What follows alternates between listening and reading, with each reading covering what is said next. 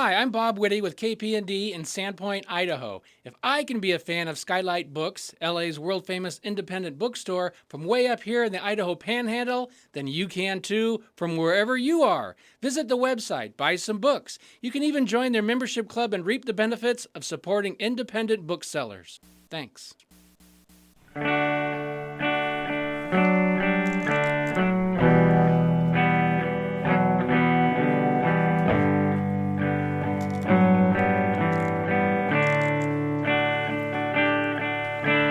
Meet me on the softer side. Meet me on the softer side. Softer side of your heart. Hi there, and welcome to the Skylight Books Author Reading Series. You can find out about this and all of our other author events at www.skylightbooks.com, where you can also browse our inventory as well as order books online. You can also follow us on Twitter or even be our friend at facebook.com. If you'd like to talk to a real person, we can be reached at 323-660-1175. And don't forget, Skylight Books depends on listeners like you to help support us. So whether you're in our neighborhood or browsing online, buy a book or two to help ensure that we'll be around for a long, long time. Thanks and enjoy. So it's my great pleasure tonight to introduce Sammy Harcum, renowned comics artist and editor of the highly influential anthology series Kramer's Ergot, and also known to us here in Los Angeles as a partner in the Family Bookstore and the movie theater Cinefamily. His new book, Everything Together, collects his short story comics and is a must-read, and he's come here tonight to share it with us in conversation with Dan Adell from his publisher Picture Box. We're very happy to have them both here. Please help me give them a warm welcome.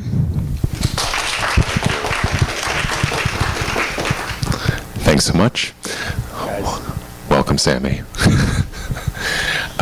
So the occasion of the night is to talk about Everything Together, which is your long in the works collected stories. And I wanted to start, before we start going through some things, by asking you just sort of about the process of putting it together. I know from experience that it was a painstaking process and you reorganized stories, and I just wondered sort of how you made the decisions to include certain things and leave things out, because it's definitely not everything. It's very selected. Right.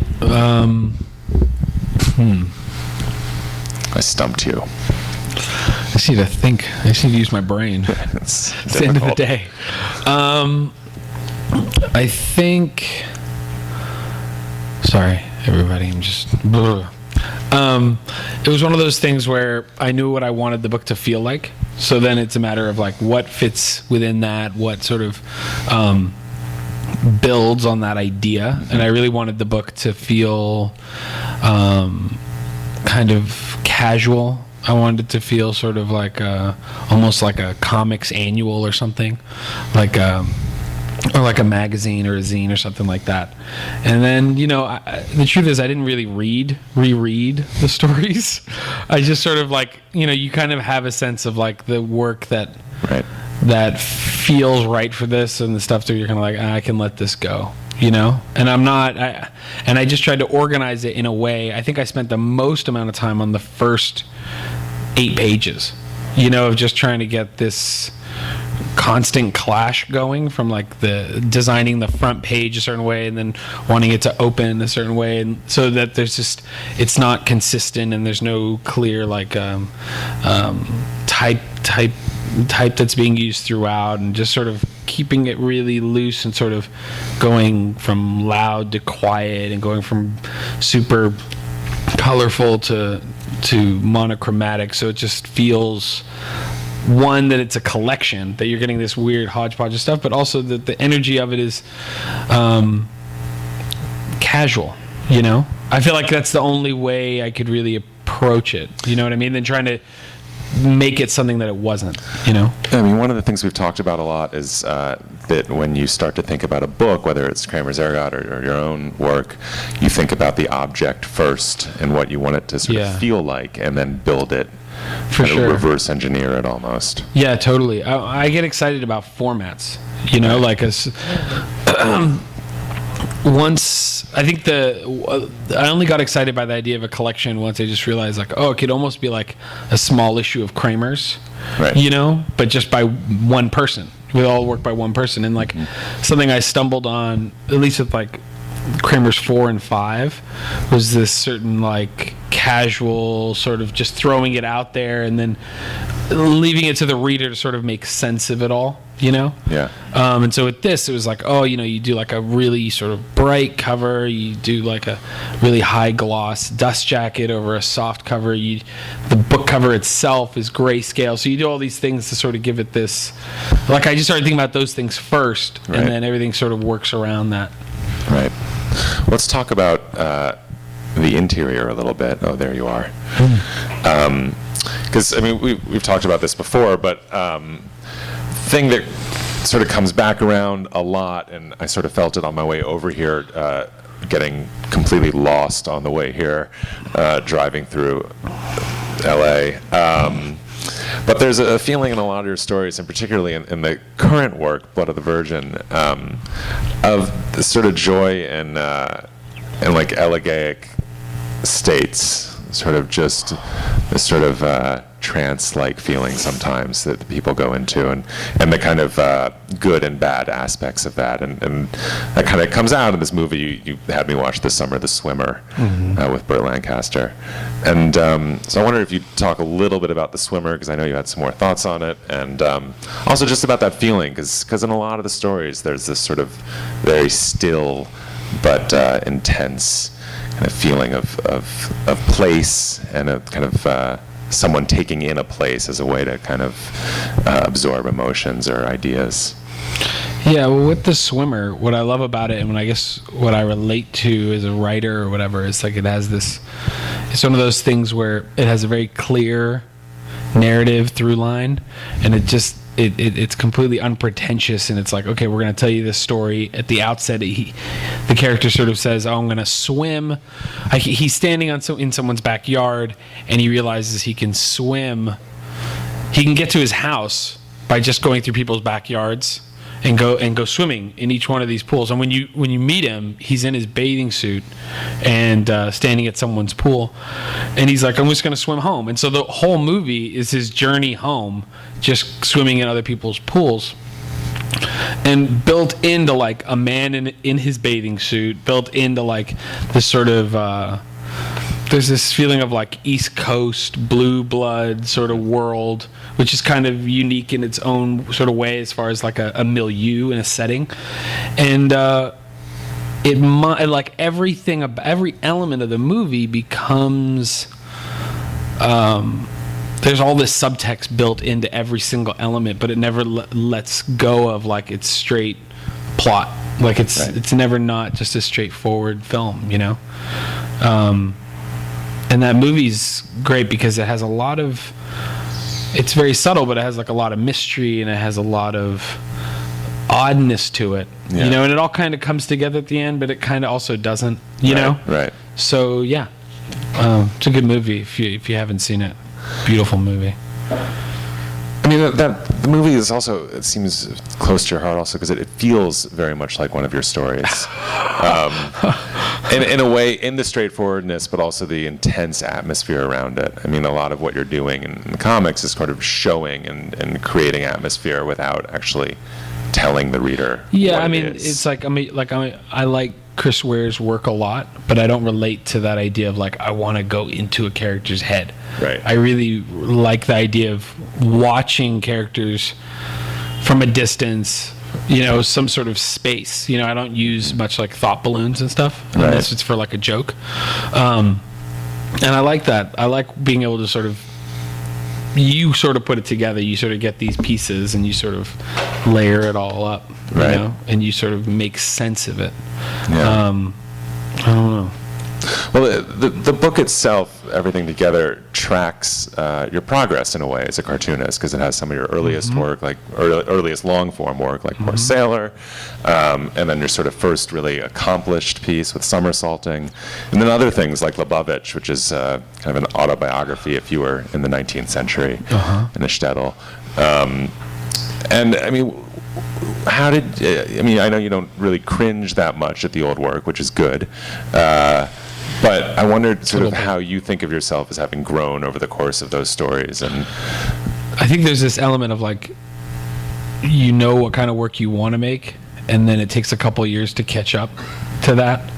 You know, so when I look at a lot of the older stuff, I just feel like, oh, I kind of see what I was trying to do, but I don't know if I hit it. Yeah, I mean, something like Somersaulting is really trying to get at that idea of like not being able to know anybody. So that like there's a lot of that, like you sort of set a scene and you sort of set a world, and you hope people when they read it, they sort of will infer about the characters based on where they live and how they live, you know, and let them sort of just play, or let them sort of exist, and you sort of pick up the pieces and put it together, you know. As far as how that's developed, I mean, I still like there to be,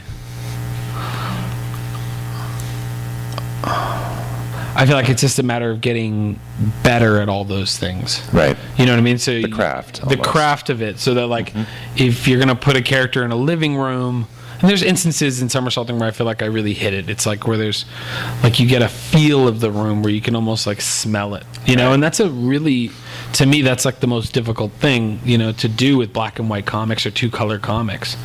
You know, I think that seems like why so many people go to color. Right. Is that you can keep your cartooning really simple, but your color scheme can sort of infer, oh, it's the 70s, the carpet's shag. Right. You know what I mean? Like it's a moody nightclub. It's a lot harder to do in 2-color, I think.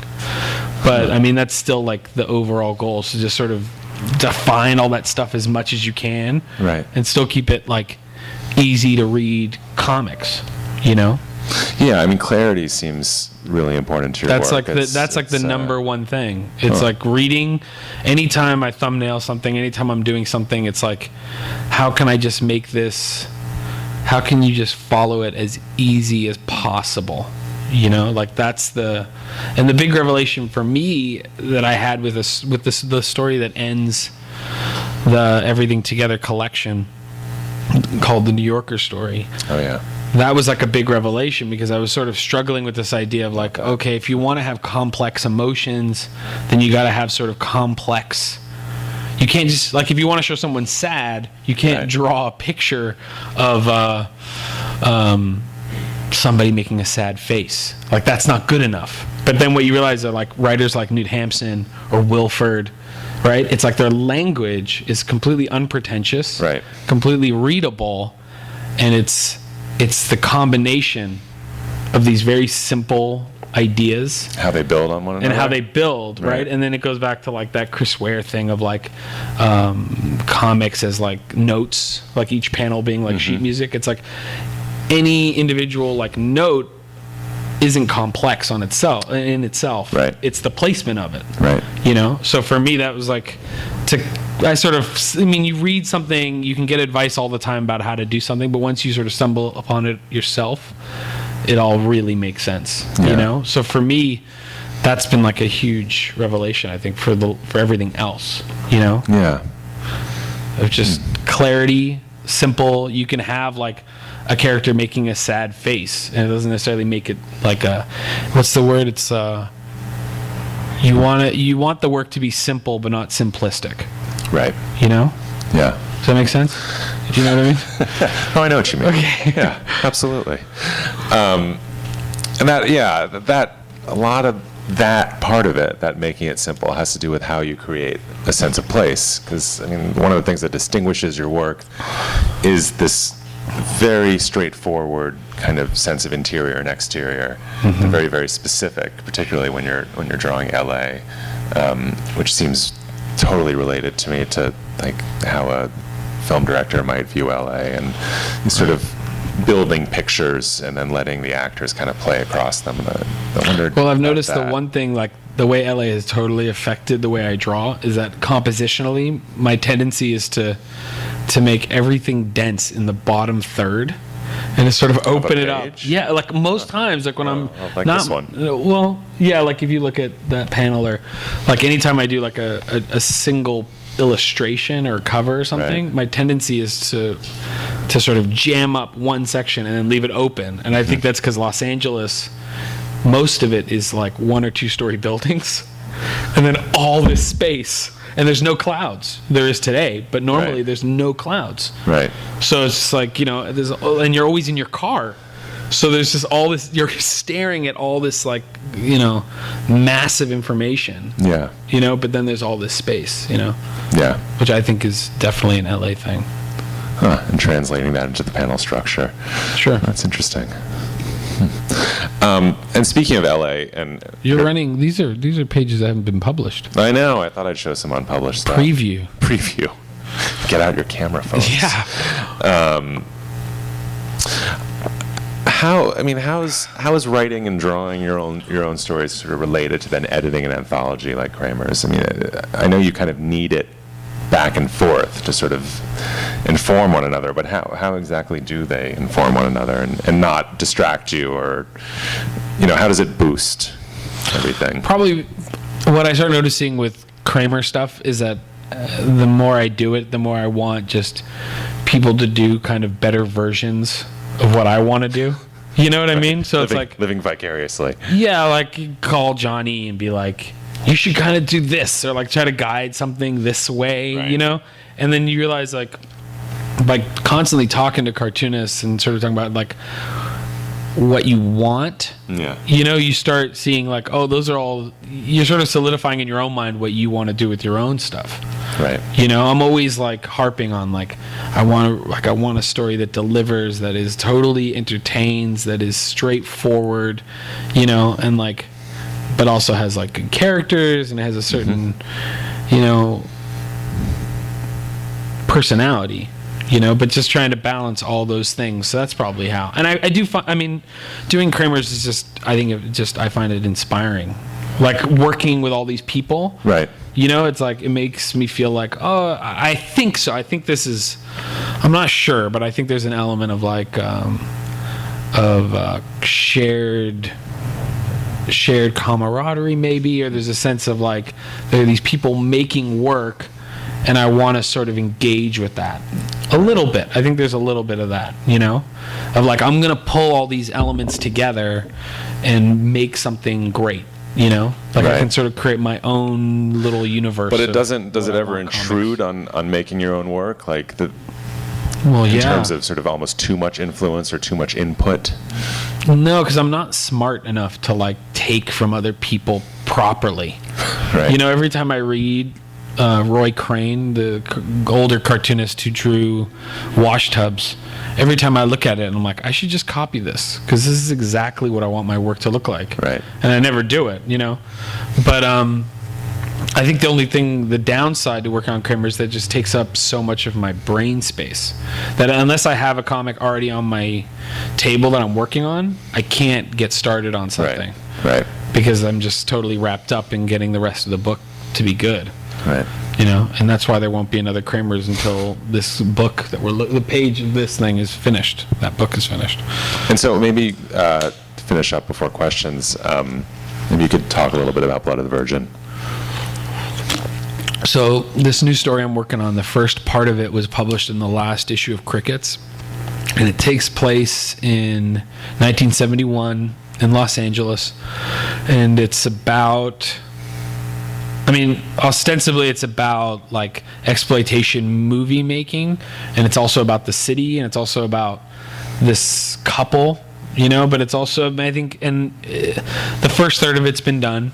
There's probably gonna be 2 more parts in the next 2 issues of Crickets, and it's basically the through line of it is that you're watching this film get made, Right. but through the making of that film, you sort of track these relationships sort of building and relationships falling apart, and learning about Los Angeles. Like Los Angeles, it sort of guides a lot of it. You'll see as it goes on, and it's definitely about like men and sexuality and fatherhood and relationships, and it's a big one. It's Light. one of one of the hopefully it has jokes. I try to put jokes into all of it, but it's one of those story ideas where like, oh, I'm going to do this one pager and then you're like, oh, it actually needs 3 pages, and then you're like, oh, this is going to be an issue, and then you realize sometimes you come up with an idea, and it's almost like a magnet, like one simple idea can sort of glom on every little concern and interest that you have. Right. You know, so And like you found a sturdy enough vehicle for that. yeah, like I don't think it's reverent to that time of movie making, or it's like a celebration of cinema necessarily. But to me, it's about like it's about collaboration, and it's about just working, and it's about expectations, and desire and failure and all those things. Right. And if you're going to set it in LA, it makes sense for it to be a cinema thing, because people's whole connection, if you're not from Los Angeles, so much of what you know of it is from seeing it on TV and stuff. Yeah. Anyway, so I'm working on that. That'll hopefully be done in the next year and a half or so. Yeah, that's the plan. Yeah. Any questions? No. Perfect. Perfect. Great. No questions from the Peanut Gallery. None. Great. They just want their books, and they want to go home and watch the rest of the debate. debate. Excellent. Okay. Yeah. Awesome. Thank you. Thanks so everybody. much.